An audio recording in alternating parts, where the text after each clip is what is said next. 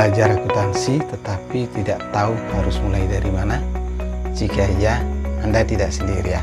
Saya pikir hampir semua pemula kebingungan untuk mulai belajar akuntansi.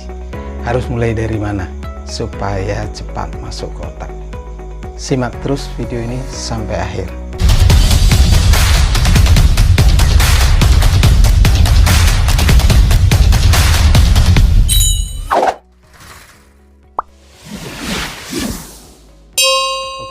Selamat datang di Jurnal Akuntansi Keuangan, channel yang khusus membahas tentang akuntansi dan keuangan. Ada tutorial dan juga update dunia akuntansi terkini. Jangan lupa subscribe dan tekan tombol lonceng supaya tidak ketinggalan tutorial dan berita-berita terkini akuntansi. Nah, sebelum mulai, pertama izinkan saya berterus terang bahwa saya bukan seorang motivator, bukan pula coach atau sejenisnya. Sekaligus saya minta maaf dengan terpaksa harus saya katakan bahwa akuntansi bukan ilmu yang mudah dipelajari, tetapi bukan berarti sesuatu yang mustahil untuk dikuasai.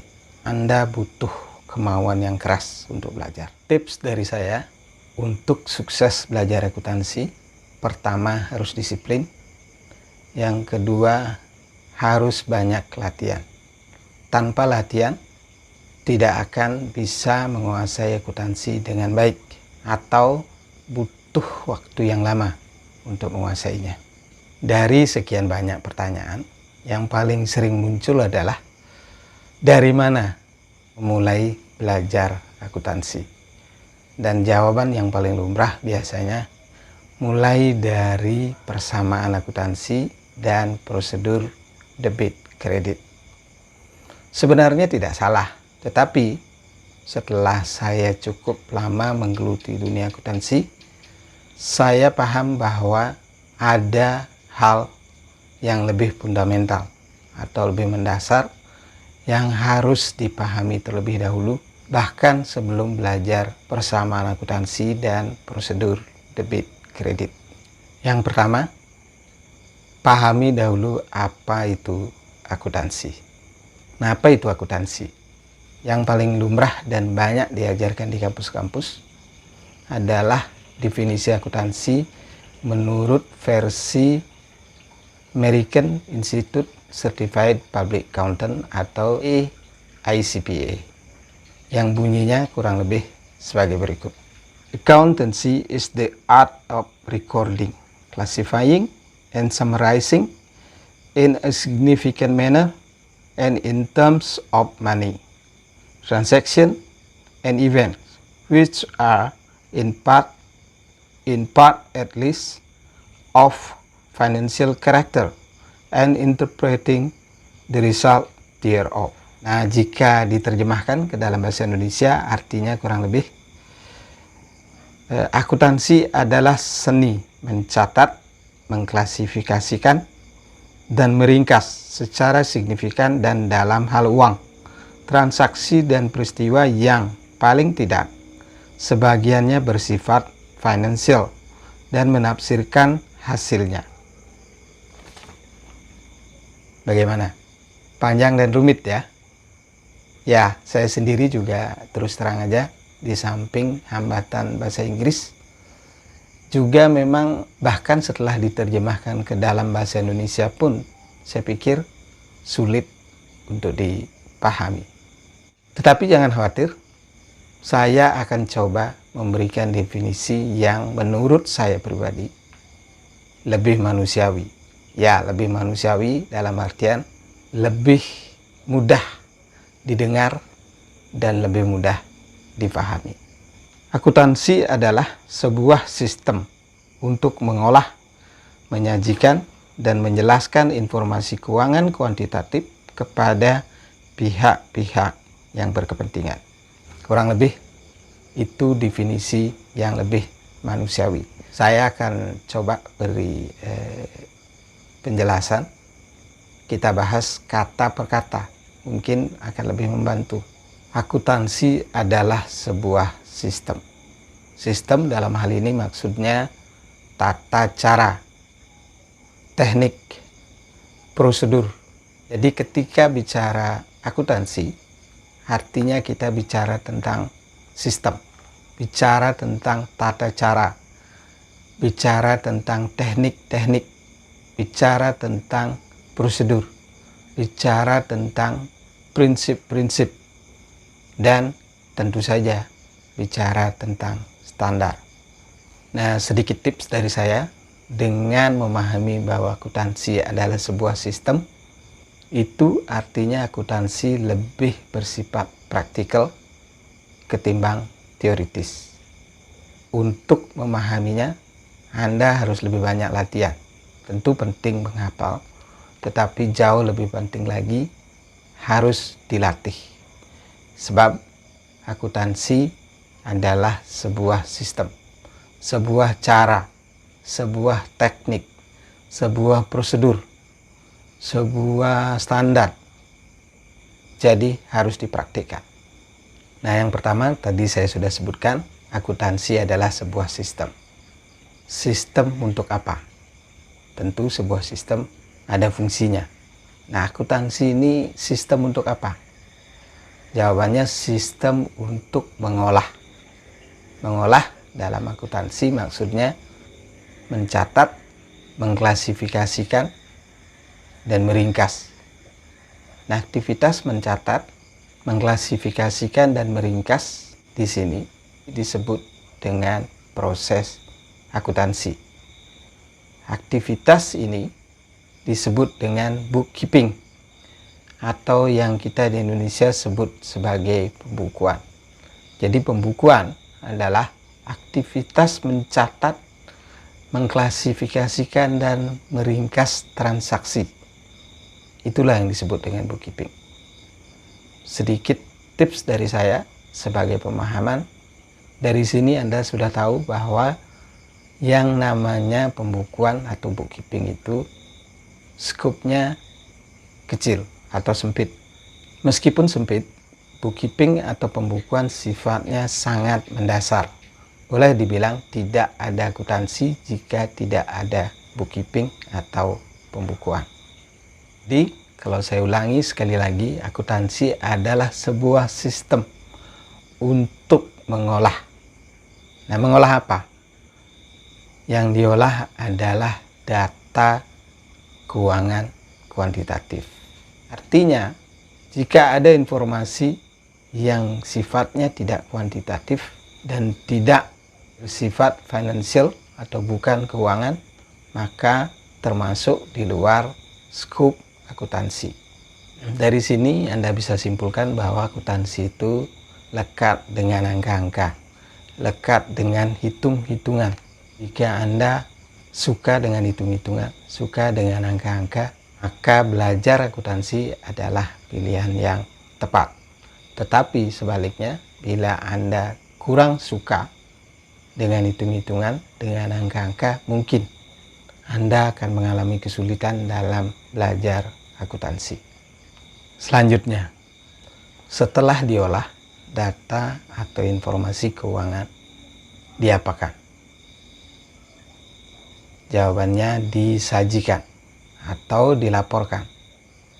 Nah, dalam akuntansi ada yang namanya laporan keuangan. Dalam hal ini artinya ujung dari proses akuntansi adalah penyajian data atau informasi yang telah diolah, disajikan dalam bentuk laporan. Namanya laporan keuangan.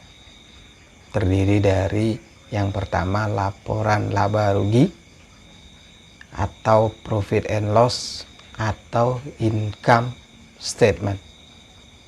Laporan yang kedua disebut neraca atau balance sheet, tetapi belakangan mungkin dirasa kurang pas sehingga istilah neraca diganti dengan laporan posisi keuangan. Dan yang terakhir adalah laporan arus kas atau cash flow statement.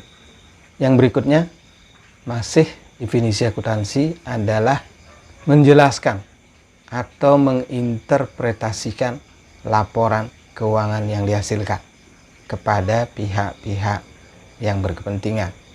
Mengapa? Sebab tidak semua orang paham laporan keuangan, termasuk para pemegang saham, termasuk pihak-pihak eksternal seperti bank atau kreditur, mungkin juga tidak memahami sistem akuntansi seperti apa yang diterapkan, atau metode perlakuan akuntansi apa yang diterapkan, sehingga perlu dijelaskan di dalam sebuah catatan yang disebut dengan penjelasan laporan keuangan.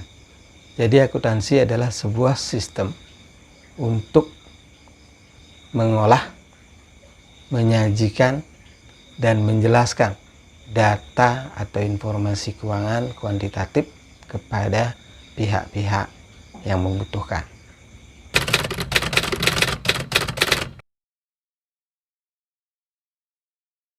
Saya ingin menyajikan dua fakta. Fakta yang pertama, di seluruh dunia, di negara manapun, terutama sekali di negara-negara maju, karir di bidang akuntansi selalu moncer atau bagus dan tinggi peminatnya. Ini selalu.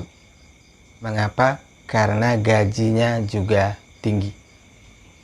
Fakta yang kedua, Direktur Keuangan atau Chief Financial Officer atau CFO selalu menjadi orang terpenting kedua setelah Chief Executive Officer atau CEO atau yang kita Indonesia sebut Direktur Utama. Ini fakta. Hampir di seluruh korporasi atau dunia usaha seperti demikian. Nah, pertanyaannya, mengapa demikian? Bos, aku ulangi ya pertanyaannya ya. Apa pentingnya akuntansi bagi publik yang tidak tahu akuntansi? Itu loh pertanyaan aku tadi. Mungkin ada yang berpikir demikian lagi. Sabar, saya akan jelaskan. Oke, yang kedua, apa pentingnya akuntansi? Tidak usah pakai contoh pedagang somai keliling, cukup ambil contoh misalnya Anda seorang mahasiswa, malamnya Anda tidur, kemudian keesokan harinya pagi-pagi Anda bangun, tiba-tiba Anda mendapati breaking news yang bunyinya, pemirsa, semua catatan accounting atau pembukuan perusahaan di seluruh dunia menghilang mendadak. Nah, kira-kira bisakah Anda bayangkan apa yang akan terjadi bila catatan keuangan atau pembukuan semua perusahaan menghilang dari seluruh dunia? Apa kira-kira yang terjadi? Yang pertama, Anda ingin sarapan atau breakfast, mau pesan lewat online, entah itu GrabFood atau GoFood, tetapi tidak bisa karena pihak GoFood-nya tidak lagi punya catatan berapa saldo e-money Anda yang masih tersisa.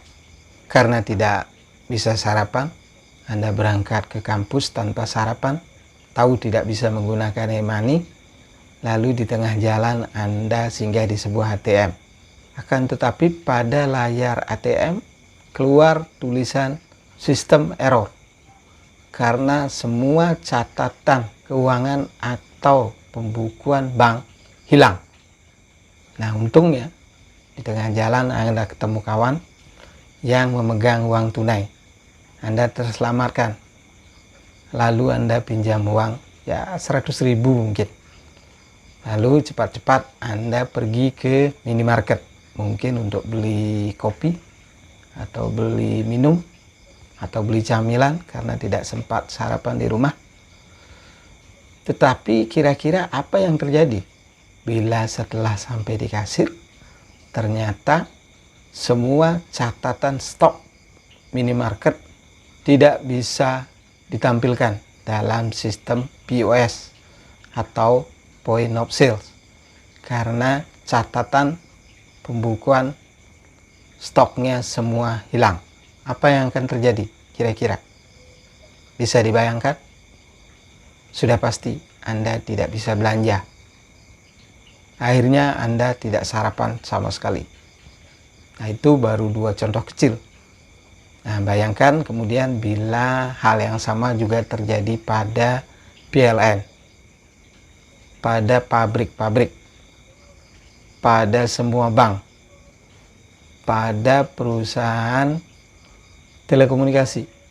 Kira-kira apa yang terjadi jika semua catatan atau pembukuan mereka tiba-tiba menghilang?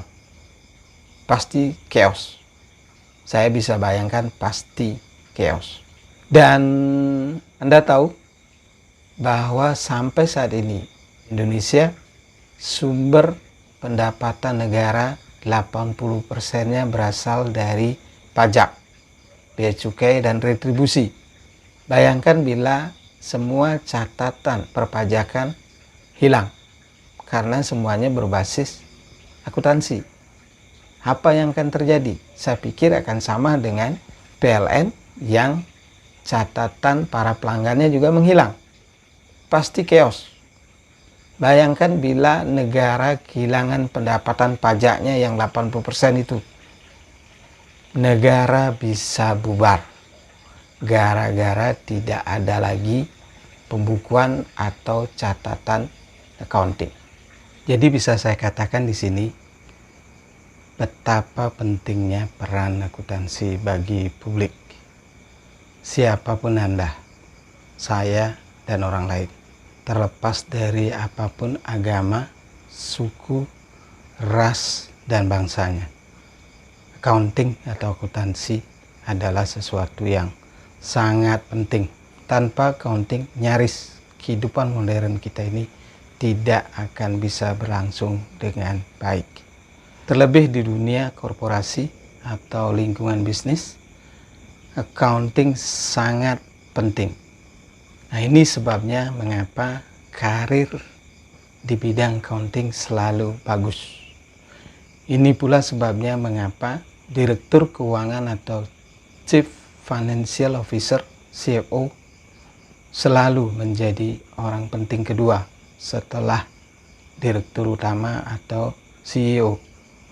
Mulai dari data entry, para accountant, eksternal maupun internal, controller, hingga CFO adalah orang-orang yang berada di balik layar mengurus jeroannya perusahaan. Prosedur dan policy atau SOP yang dirancang oleh para financial controller adalah penentu apakah tujuan perusahaan, yaitu laba atau profit, bisa dicapai atau tidak. Kemudian para auditor, eksternal maupun internal, adalah portal terakhir yang melindungi perusahaan dari ancaman segala risiko.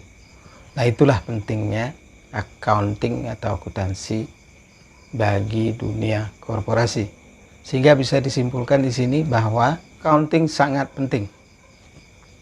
Sekedar tips dari saya, jika uang adalah sesuatu yang penting bagi Anda, maka memahami accounting atau akuntansi merupakan sebuah privilege bagi Anda. Tidak usah sampai bisa menyusun laporan keuangan, paling tidak Anda paham logika accounting sudah merupakan competitive advantage bagi Anda di lingkungan karir korporasi. Anda akan menjadi orang yang selangkah lebih maju dibandingkan mereka yang tidak memahami logika accounting. Nah, mengapa demikian? Sebab accounting is the language of the business, kata Warren Buffett. Maksudnya, tak seorang pun bisa bertahan di lingkungan perusahaan tanpa melakukan komunikasi bisnis. Sementara accounting adalah bahasa komunikasi bisnis. Nah, selanjutnya saya ingin mengajak Anda untuk melihat-lihat seberapa luas accounting yang sesungguhnya. Jadi hal ketiga yang penting untuk diketahui adalah jenis-jenis accounting. Stigma umum menganggap accounting hanya urusan mencatat saja. Memang tidak salah, namun urusan catat-mencatat atau merekod transaksi hanya sebagian kecil dari aktivitas accounting yang sesungguhnya sangat luas. Accounting itu sendiri secara umum sampai saat ini bisa dibagi menjadi 6 jenis. Yang pertama, akuntansi keuangan atau financial accounting. Nah, di financial accounting ada 2 hal yang dibahas. Yang pertama, pembukuan atau bookkeeping. Kemudian yang kedua, pelaporan keuangan atau financial reporting. Itu baru yang pertama, baru akuntansi keuangan. Yang kedua ada akuntansi manajemen atau manajemen accounting. Manajemen accounting atau akuntansi manajemen atau yang biasa disebut akuntansi manajerial lebih berfokus ke dalam perusahaan. Ada beberapa hal di dalam akuntansi manajemen. Yang pertama peramalan atau forecasting. Yang kedua penganggaran atau budgeting. Yang ketiga akuntansi biaya atau cost accounting. Kemudian yang keempat ada penilaian atau valuation. Dan yang terakhir adalah evaluasi kinerja atau performance review. Tentunya dalam skop keuangan. Termasuk di dalamnya akuntansi pertanggungjawaban atau segmented accounting. Sangat luas topik dari manajemen accounting, misalnya seperti balance scorecard, kemudian ada benchmarking, ada varian analisis, ada break even point, penentuan harga pokok, termasuk penentuan metode costing. Kemudian ada cost and benefit analysis, bisa analisa yang banyaknya hampir tidak bisa saya sebutkan satu persatu. Saya bisa sepanjang berjam-jam jika harus membahas topik-topik di dalam manajemen accounting. Saya lanjut ke jenis akuntansi yang ketiga, yaitu akuntansi perpajakan atau kadang-kadang disebut perpajakan saja atau taxation ya. Jadi di dalam perpajakan ada perencanaan pajak atau tax planning, kemudian ada pelaporan atau filing, tax filing, dan yang terakhir ada pengadilan pajak atau litigation. Kemudian ada yang keempat, yaitu yang keempat adalah audit internal dan eksternal.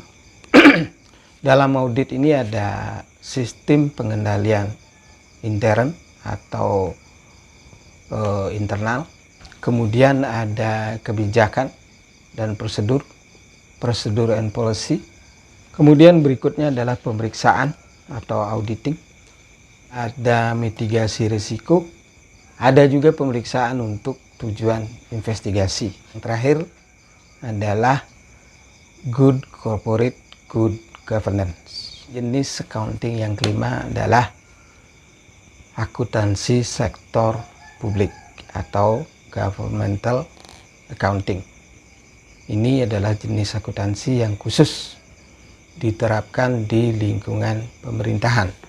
Kemudian yang keenam adalah akuntansi forensik atau forensic accounting.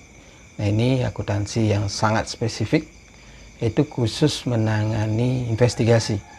Biasanya diminta oleh perusahaan insurans atau pihak kepolisian atau pengadilan untuk menyelidiki dan memeriksa kemungkinan adanya korupsi atau tindakan kejahatan terkait dengan keuangan.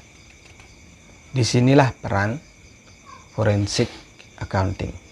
Nah, ini bukan untuk gagah-gagahan, bukan untuk menyombongkan diri, Tetapi saya betul-betul khawatir jika teman-teman calon accountant sampai termakan oleh stigma atau framing bahwa accounting itu wilayah yang sempit, hanya urusan catat mencatat.